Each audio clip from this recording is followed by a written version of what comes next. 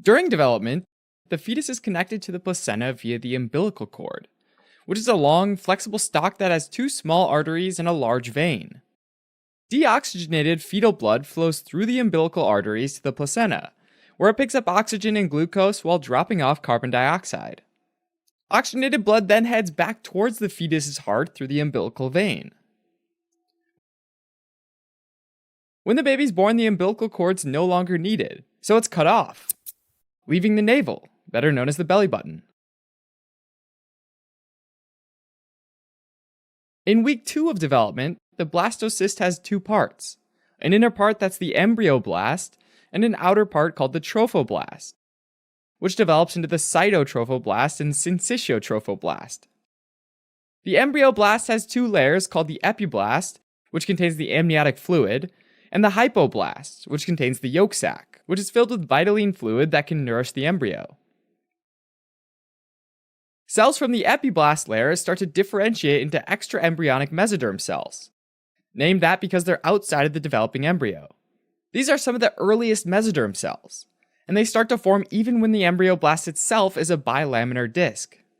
These mesoderm cells line the inside of the cytotrophoblast and syncytiotrophoblast, and form the chorion. And a space starts to form that'll eventually become the chorionic cavity.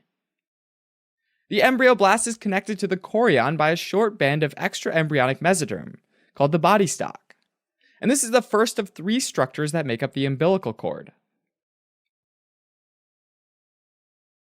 Now, in week 3 of development, the embryo folds in 2 directions. In the longitudinal plane, there's a cranial and caudal fold, so that it looks less like a pancake and more like a little shrimp. The folding shapes part of the yolk sac into a gut tube, with the remainder of the yolk sac remaining connected not at the cranial or caudal end, but just in the middle. The endoderm layer, which derives from the epiblast, forms the gut tube and soon divides into 3 parts: the foregut, the midgut, and the hindgut. The midgut is open to the yolk sac via a connection called the vitelline duct, which is the second structure in the umbilical cord. Around the same time, the hindgut grows a little outpocketing called the allantois, which grows toward the umbilical cord and drains the bladder. The allantois is the third structure in the umbilical cord.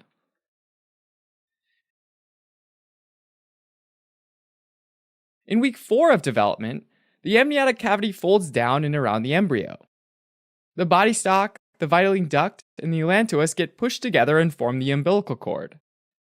And they emerge out of the umbilical ring, which is a fibrous ring of tissue that develops on the abdominal wall at the spot where they emerge from the fetus. The cells lining the amniotic cavity, which originally derived from the epiblast cells, start to generate a lot of amniotic fluid. This causes the amnion to swell and take over most of the space in the chorionic cavity. As the amnion expands like a big bubble, it folds in and covers the body stalk and vitelline duct, forming an outer membrane for the umbilical cord. Now, briefly, around week 6 of development, the fetal intestines grow so quick that a part of the intestine squeezes through the umbilical ring into the umbilical cord. This is called physiological umbilical herniation, meaning it happens normally. And by the end of the 3rd month of development, the intestines withdraw completely back into the abdominal cavity. So, looking at the umbilical cord in cross-section, there's the outer layer of amnion, and then there's the vitelline duct, which has its own arteries and veins as well as the yolk sac. There's also the allantois, and finally the 2 umbilical arteries and a single umbilical vein. After the formation of the umbilical cord, the vitelline duct and yolk sac starts to shrink, and eventually they disappear. In rare cases, the vitelline duct won't regress all the way, and it'll leave behind a tiny remnant midgut, an outpouching of the intestines that's called a Meckel's diverticulum. The allantois continues developing into the bladder, and leaves behind a remnant called the urachus in the fetus, which is then renamed as the median umbilical ligament once the baby's born. So all that remains in the umbilical cord is the umbilical vein, the 2 umbilical arteries, and a gelatinous substance called Wharton's jelly, which protects the umbilical vessels. After birth, the umbilical vein becomes the liver's round ligament, and the umbilical arteries become the medial umbilical ligaments.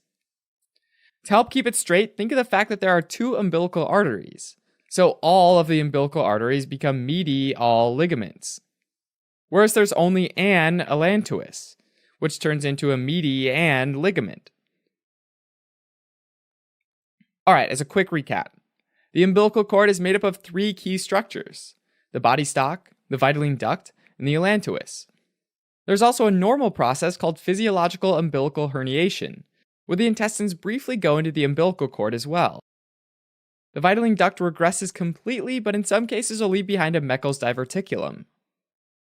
The end of the allantois nearest the umbilical cord turns into the median umbilical ligament, and the umbilical vein becomes the round ligament of the liver, while the two umbilical arteries become the medial ligaments.